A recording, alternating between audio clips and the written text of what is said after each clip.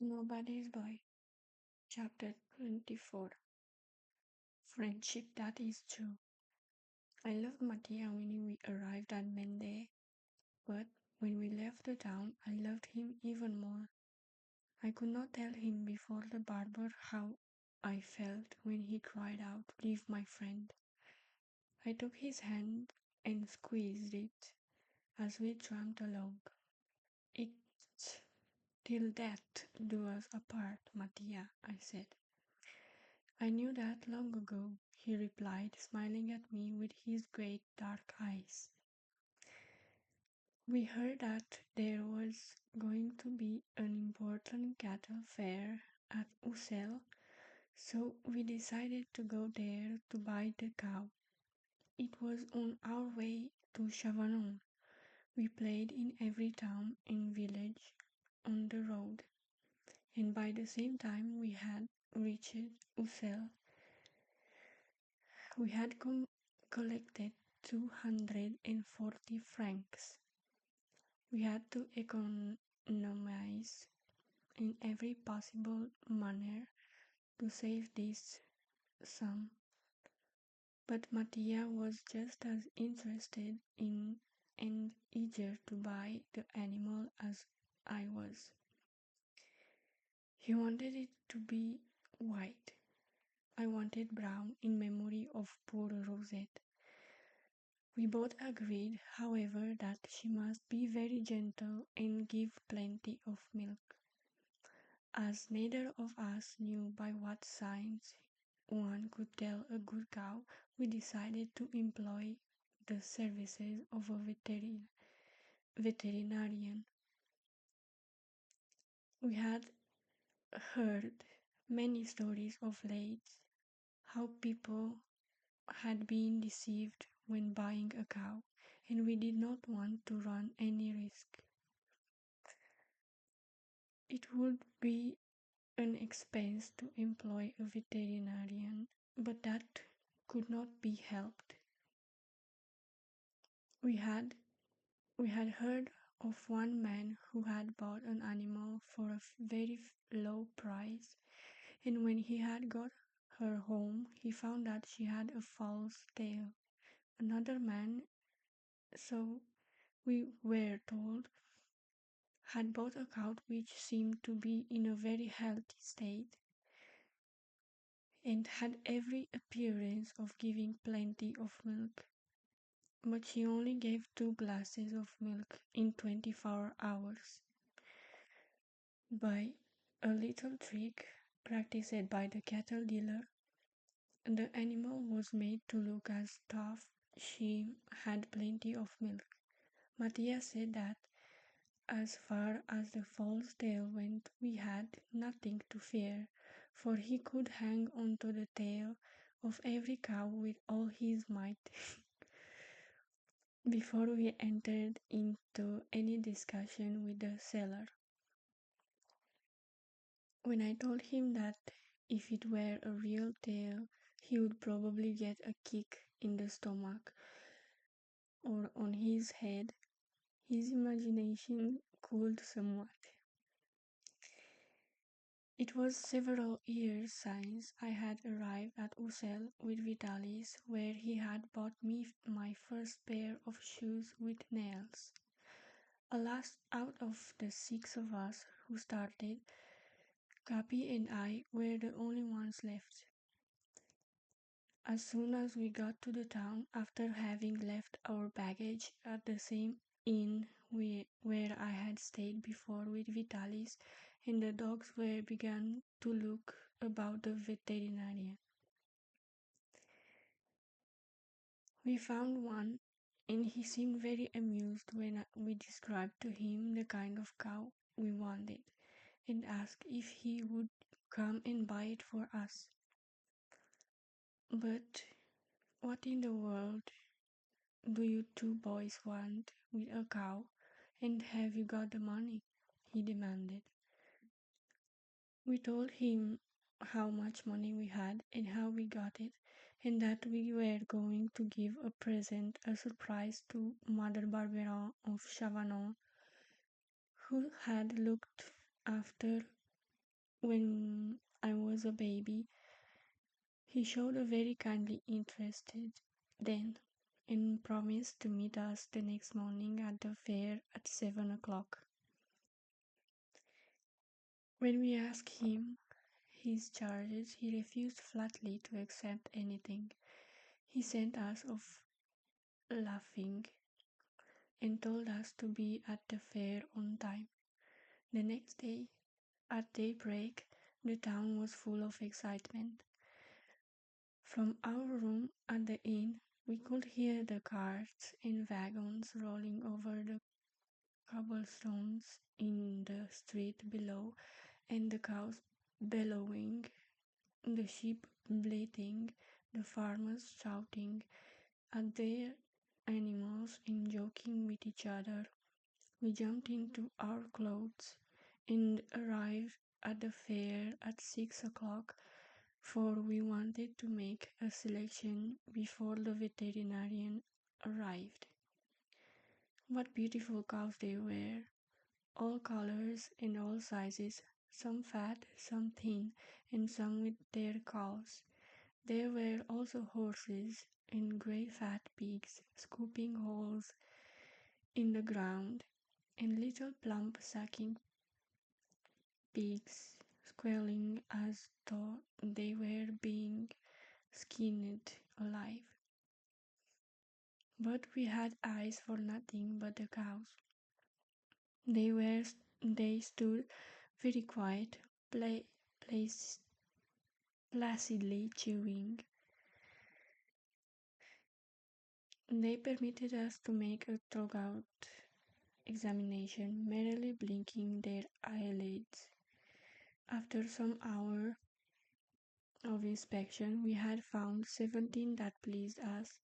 This for one quality, that for another, third because she was red, two because they were white, which of course brought up a discussion between Mattia and myself.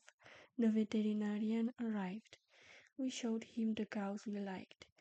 I think this one ought to be the good one, Mattia said, pointing to a white animal. I think that is a better one, I said, indicating a red one. The veterinarian stopped the argument we had began by ignoring both and passing out on the third one. This one had slim legs, red coat with brown ears and cheeks, eyes borrowed with black, and a whitish circle around her muzzle. This is just the one you want, said the veterinarian. It was a very beautiful cow. Mattia and I now saw that this was the best. The veterinarian asked a heavy-looking peasant who held the cow by the rope how much he wanted for it. 300 francs, he replied. Our mouths dropped. 300 francs. I made a sign to the veterinarian that we must pass on to another, and he made another sign that he would drive a bargain. Then a lively discussion commenced between the veterinarian and the peasant.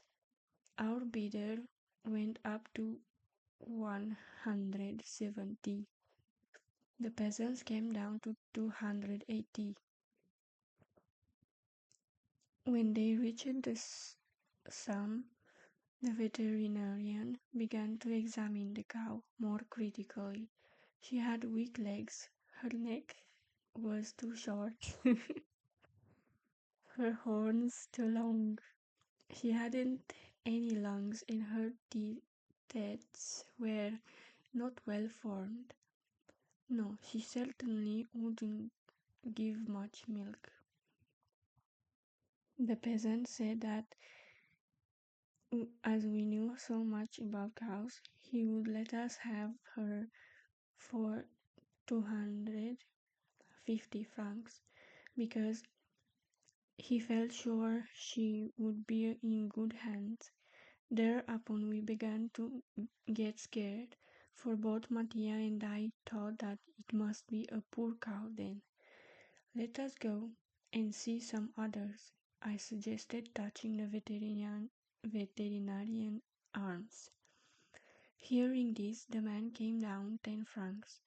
Then, little by little, he came down to 210 francs, but he stopped there. The veterinarian had nudged me and given me to understand that he was not serious in saying what he did about the cow, that it was an excellent animal, but then 210 francs was a large sum for us. During the time, Mattia had gone behind her and pulled her a long whip of hair from her tail, and the animal had begun to move and give him a kick. That decided me. All right, 210 francs, I said, thinking the matter was settled. I held out my hand to take the rope. "Have you bought a halter?" asked the man. "I'm selling my cow, not the halter." He said that, and as we were friends, he would let me have the halter for 60 sous. We needed a halter, so I parted with the 60 sous, calculating that we should now have but 20 sous left.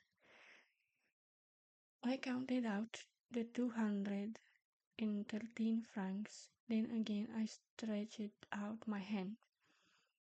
"Have you got a rope?" inquired the man. "I've sold you the halter, but I haven't sold you the rope. The rope cost us our last 20 sous. The cow was finally handed over to us, but we had not a sou left to buy food for the animal, nor for ourselves." After warmly thanking the veterinarian for his kindness, we shook hands and said goodbye to him, and went back to the inn, where we tied our cow up in the saddle. As it was a very busy day in the town on account of the fair, and people from all parts had come in, Mattia and I thought that we would be better for each to go his own way and see what we could make. In the evening, Mattia bought back 4 francs, and I 3 francs 50 centimes. With 7 francs 50, we felt that we were again rich. We persuaded the kitchen maid to milk our cow, and we had the milk for supper. Never had we wasted anything so good. We were so enthusiastic about the quality of the milk that we went into a stable as soon as we had finished to embrace our treasure. The cow evidently appreciated this caress, for she licked our faces to show her appreciation. To understand the pleasure that we felt at kissing our cow and to be kissed by her, it must be remembered that neither Mattia nor I had been overburdened with caresses. Our fate had not been that of the petted and pampered children who are obligated to defend themselves against too many kisses. The next morning we rose with the sun and started for Chavanon. How grateful I was to Mattia for the help he had given to me. Without him I never could have collected such a big sum of money. I wanted to give him the pleasure of leading the cow, and he was very proud indeed to pull her by the rope while I was walking behind him. She looked very fine. She walked along slowly, swaying a little, holding herself like an animal that is aware of her value. I did not want to tire her out, so I decided not to get to Chavanon that evening late. Better, I thought, get there early in the morning. That is what we intended to do. And this is what happened. I intended to stay the night in the village where I had spent my first night with Vitalis when Capi, seeing me so unhappy, came to me and lay down beside me. Before reaching this village, we came to a nice green spot and throwing down our baggage, we decided to rest. We made our cow go down into a ditch. At first I wanted to hold her by the rope, but she seemed very docile and quite accustomed to grazing, so after a time I twisted the rope around her horns and sat down near her to eat my supper. Naturally, we had finished eating long before she had, so after having admired her for some time, and not knowing what to do next, we began to play a little game with each other. When we had finished our game, she was still eating. As I went to her, she pulled the grass sharply, as much as to say that she was still hungry. Wait a little, said Mattia. Don't you know that a cow can eat all day long? I replied. Well, wait a little. We got our baggage and instruments together, but still she would not stop eating. I will play her a piece of on the cornet, said Mattia, who found it difficult to keep still. There was a cow at Gassot's circus and she liked music. He commenced to play a lively march. At the first note the cow lifted up her head. Then suddenly, before I could throw myself at her horns to catch hold of the rope, she had gone off at a gallop. She started running. We raced her after her as fast as we could, calling to her to stop. I shouted to Capi to stop her. Now, one cannot be endowed with every talent. A cattle driver's dog would have jumped at her nose, but Capi was genius. So Capi was a genius, so he jumped at her legs. Naturally, this made her run faster. She raced back to the last village we had passed through. As the road was straight, we could see her in the distance, and we saw several people blocking her way and trying to catch hold of her. We slackened our speed, for we knew now that we should not lose her. All we should have to do would be to claim her from the good people who had stopped her going further. Then was quite a crowd gathered around her when we arrived on the scene, and instead of giving her up to us at once, as we expected they would, they asked us how we got the animal and where we got her from. They insisted that we had stolen her and that she was running back to her owner. They declared that we ought to go to prison until the truth could be discovered. At the very mention of the word prison, I turned pale and began to stammer. I was breathless from my race, so and could not utter a word. At this moment, a policeman arrived, and in a few words, the whole affair was explained to him. As it did not seem all clear, he decided to take possession of the cow and have us locked up until we could prove that it belongs to us. The whole village seemed to be in procession, which ran behind us up to the town hall, which was also the station house. The mob pushed us and sneered at us and called us the most horrible names.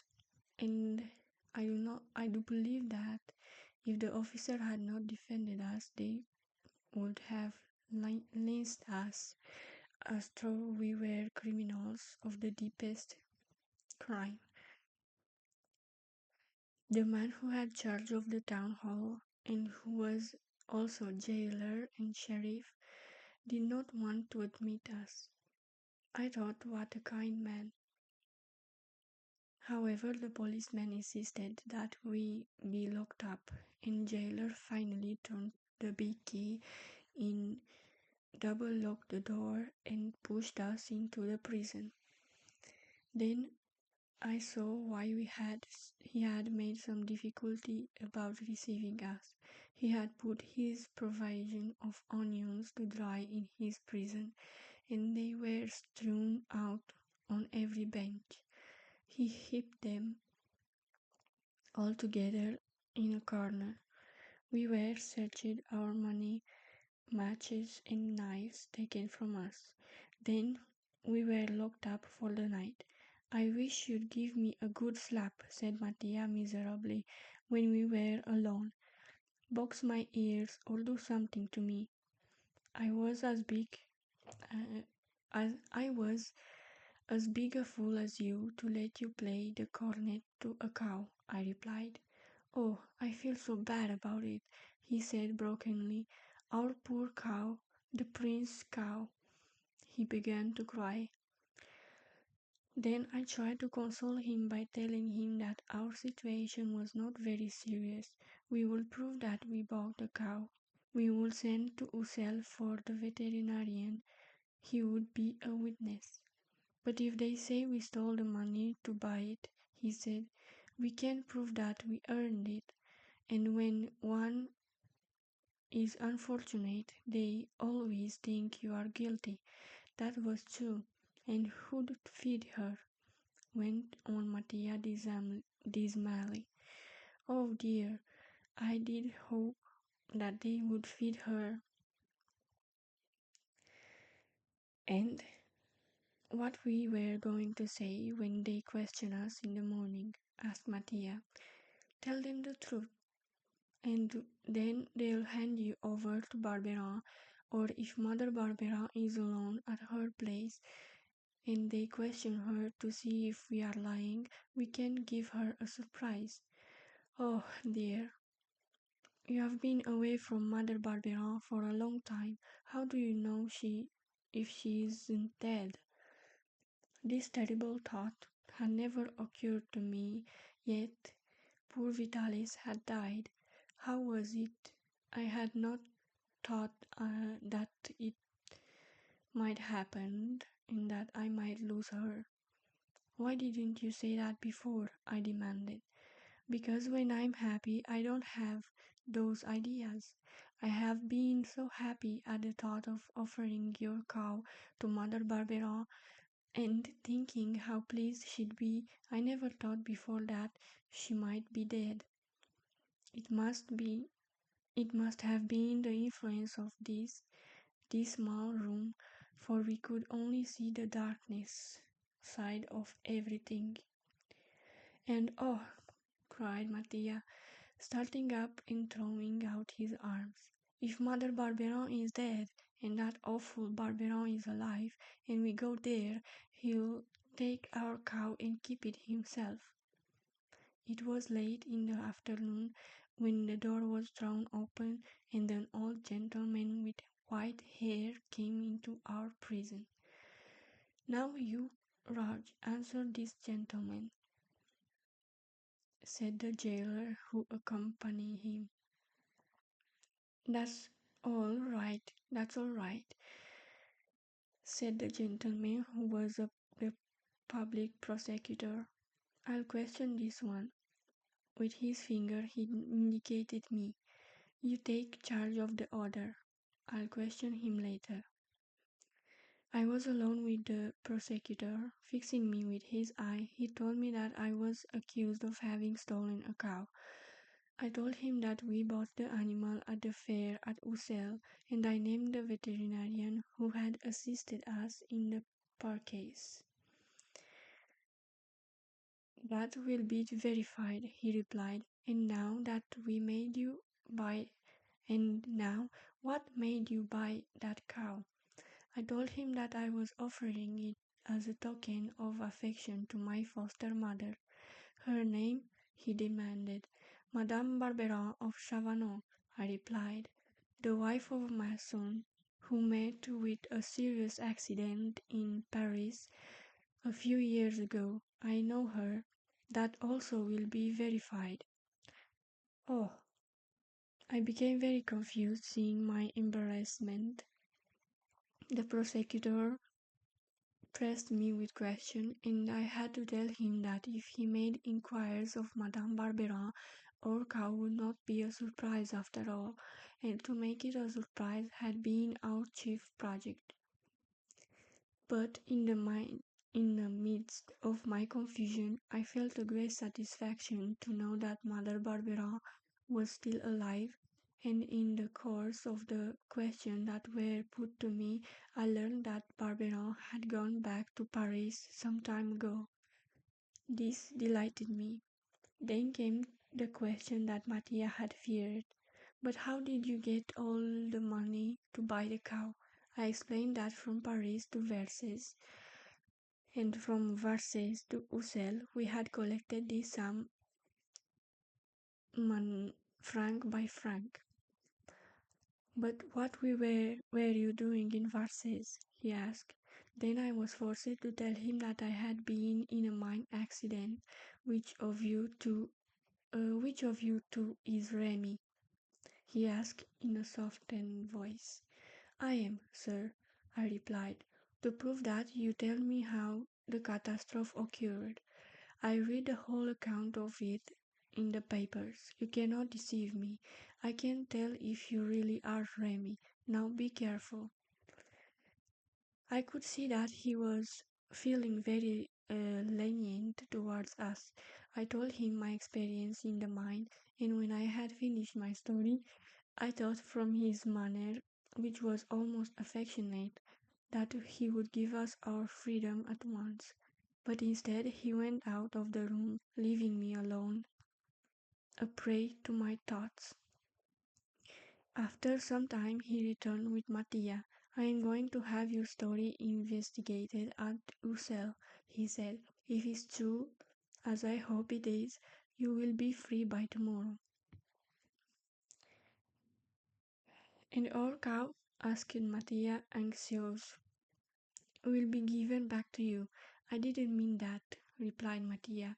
But who will feed her? Who will milk her? Don't worry, young man, said the prosecutor. Mattia smiled contentedly. Ah, then if they milk our cow, he asked, may we have some milk for supper? You certainly should. As soon as we were alone, I told Mattia the great news that had almost made me forget that we were locked up. Mother Barberin is alive, and Barberin has gone to Paris, I said. Ah, then the prince cow will make a triumphal entry. He commenced to dance and sing with joy. Carried away by his gaiety, I caught him by the hands, and Capi, who until then had been lying in a corner, quiet and thoughtful, jumped up and took his place between us, standing up on his hind paws. We then threw ourselves into such a wild dance, that the jailer rushed in to see what was the matter, probably afraid for his onions. He told us to stop, but he spoke very differently to what we had before. By that, I felt that we were not in very serious plight. I had further proof of this when a moment later he came in carrying a bowl of milk. our cow milk. And that was not all. He bought a large piece of white bread and some cold veal, which he said the prosecutor had sent us. Decidedly, prisons were not so bad after all. Dinner and lodging for nothing. Early the next morning, the prosecutor came in with our friend, the veterinarian, who had wanted to come himself to see we got our freedom. Before we left, the prosecutor handed us an official stamped paper. "See, I'm giving you this," he said. "You are two silly boys to go tramping through the country without any papers. I have asked the mayor to make out his passport for you. This is all you will need to protect you from in the future. Good luck, boys." He shook hands with us, and so did the veterinarian. We had entered the village miserably, but we left in triumph.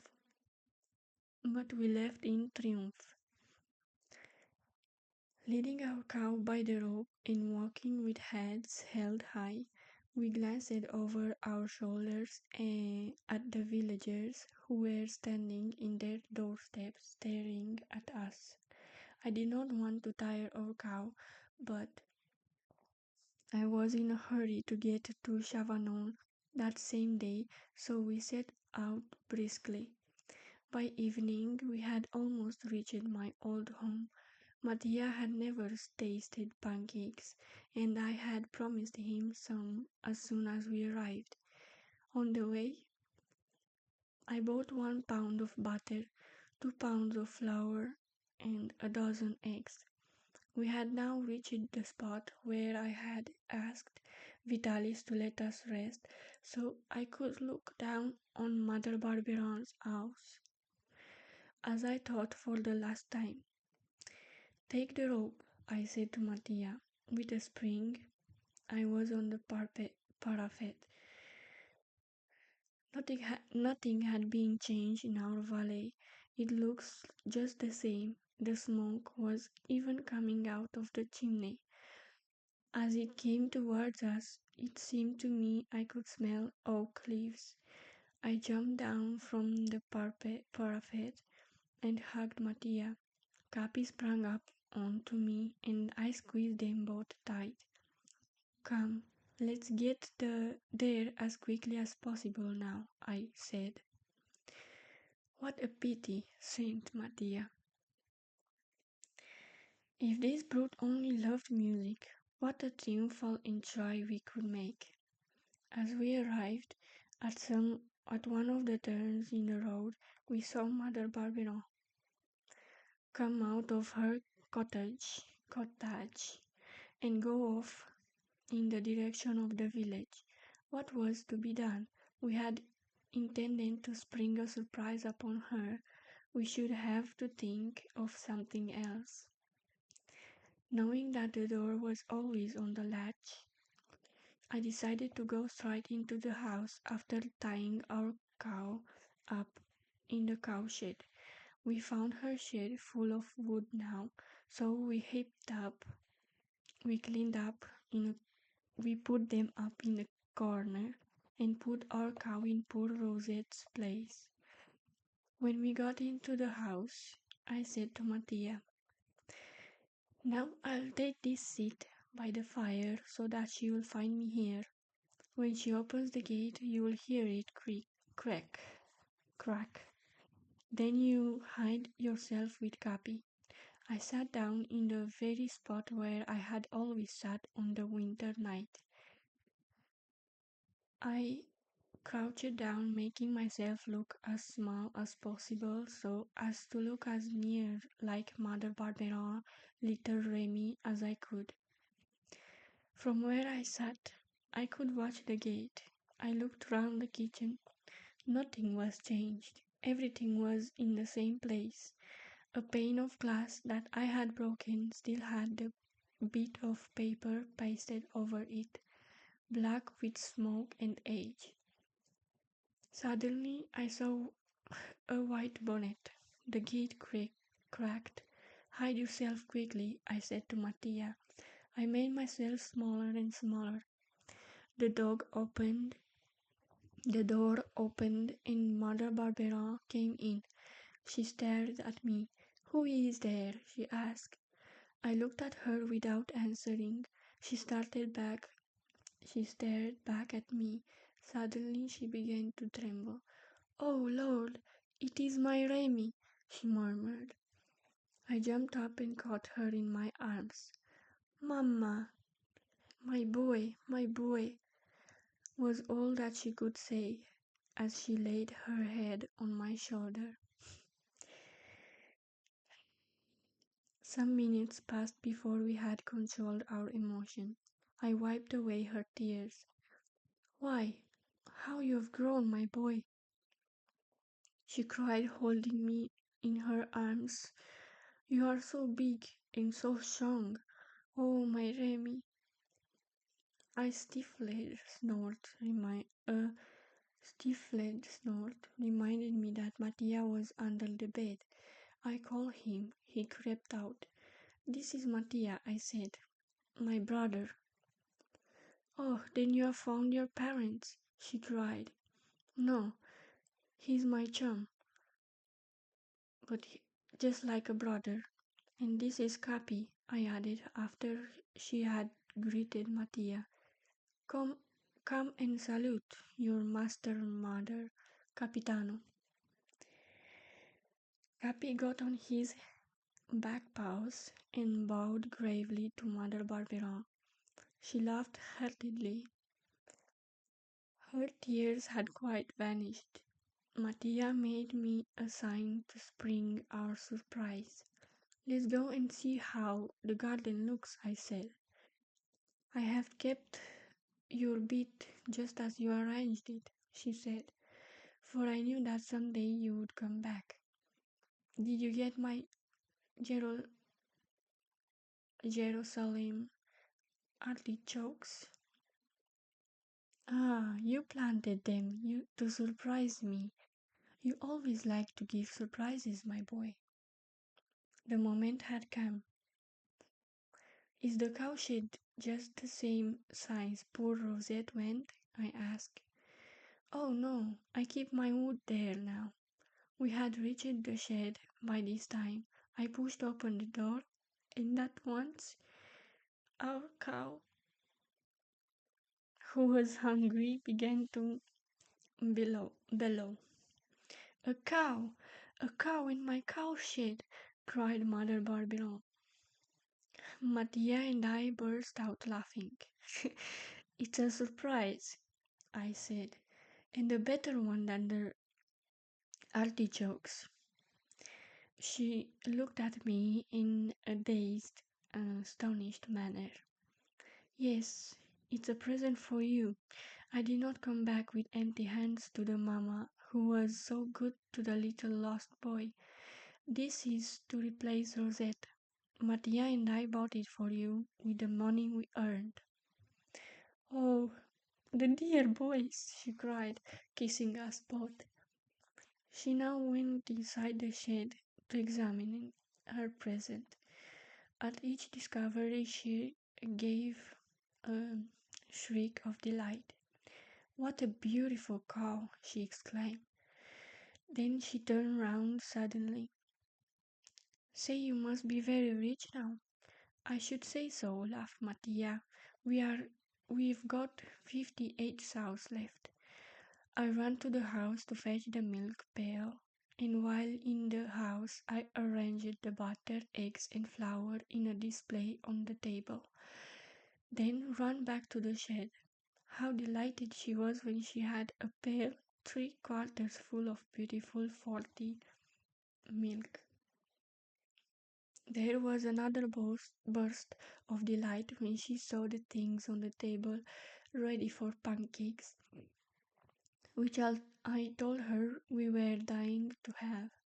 "You must have known that Barberon was in Paris, then," she said. I explained her how I had learned so. "I will tell you why he has gone," she said, looking at me significantly. Let's have some pancakes first, I said. Don't let's talk about him.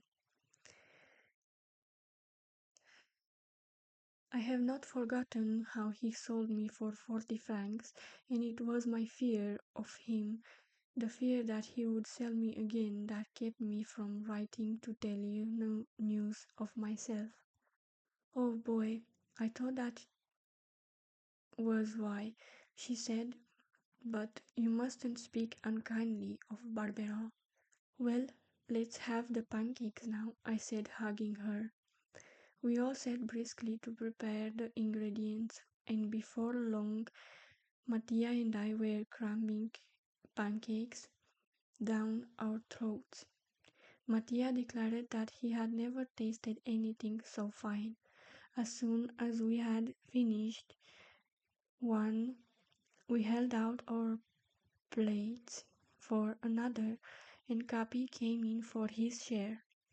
Mother Barberin was scandalized that we should give a dog pancakes, but we explained to her that he was the chief actor in our company and a genius, and that he was treated by us with every consideration. Later, while Mattia was out getting some wood ready for the next morning, she told me why Barberin had gone to Paris. You have your family is looking for you, she said almost in a whisper. That's what Barberin has gone up to Paris about.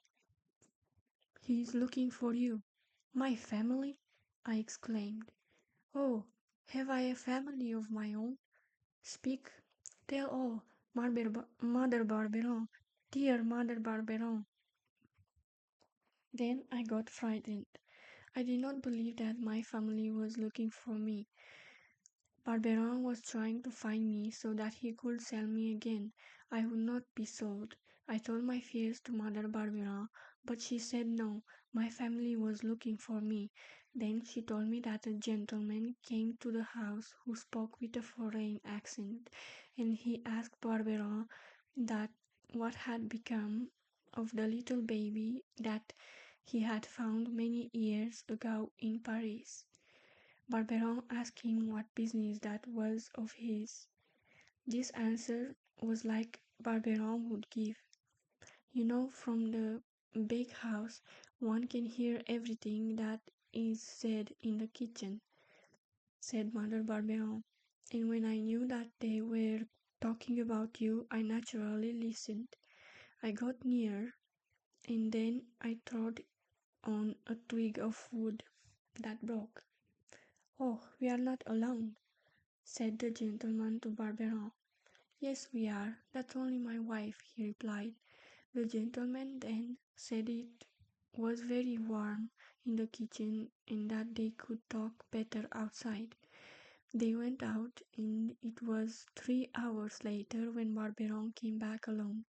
I tried to make him tell me everything, but the only thing he would say was that this man was looking for you, but that he was not your father, and that he had given him 100 francs. Probably he's had more signs from this and the fine clothes you wore when he found you. We think your parents must be rich. Then Jerome said he had to go off to Paris, she continued, to find a musician who hired you. This musician that said that a letter sent to Rue Mouffetard to a man named Garofoli would reach him. And haven't you heard from Barberin since he went? I asked, surprised that he had sent no news. Not a word, she said. I don't even know where he is living in the city. Mattia came in just then. I told him excitedly that I had a family and that my parents were looking for me. He said he was pleased for me, but he did not seem to share my joy and enthusiasm. I slept little that night. Mother Barberin had told me to start off to Paris and find Barberin at once and not delay my parents' joy at finding me. I had hoped that I could spend several days with her, and yet I felt that she was right. I would have to see Lise before going. That could be managed, for we could go to Paris by way of the canal. As Lise's uncle kept the locks and lived in a cottage on the banks, we could stop and see her. I spent that day with Mother Barberin, and in the evening we discussed what I would do for her when I was rich. She was to say to have all the things she wanted. There was not a wish of hers that should not be gratified when I had money. The cow that you have given me in your poor days will be more to me than anything you can give me when you are rich, Rémi, she said fondly. The next day, after bidding dear Mother Barbara a loving farewell, we started to walk along the banks of the canal. Mattia was very thoughtful. I knew what was the matter. He was sorry that I had rich parents, and though that would make any difference in our friendship. I told him that he should go to college and that he should study music with the very best masters, but he shook his head sadly. I told him that he should live with me as my brother and that my parents would love him just the same because he was my friend, but still he shook his head. In the meantime, I had not my rich parents' money to spend. We had to play in all the villages through which we passed to get money for our food. And I also wanted to make some money to buy a present for Lise. Mother Barberin had said that she valued the cow more than anything I could give her when I became rich, and perhaps I thought Lise would feel the same about a gift. I wanted to give her a doll. Fortunately, a doll would not cost so much as a cow. The next town we came to, I bought her a lovely doll with fair hair and blue eyes. Walking along the banks of the canal, I often thought of Mrs. Milligan and Arthur and their beautiful barge, and wondered on if she would meet it on the canal. But we never saw it. One evening we could see the distance the house where Lise lived. It stood amongst the trees and seemed to be in an atmosphere of mist. We could see the window light up by the flames from a big fire inside. The reddish light fell across our path as we drew near. My heart My heart beat quickly. I could see them inside having supper. The door and the window were shut, but were no curtains to the window, and I looked in as I saw Lise sitting beside her aunt. I signed to Mattia and Capi to be silent, and then, taking my harp from my shoulder, I put it on the ground. "Oh, yes," whispered Mattia, "a serenade. What a fine idea!" "No, not you. I will play alone." I struck the first notes of my Napolitan song. I did not sing, for I did not want my voice to betray me. As I played, I looked at Lise. She raised her head quickly and her eyes sparkled. Then I commenced to sing. She jumped from her chair and ran to the door. In a moment she was in my arms. Aunt Catherine then came out and invited us to the supper.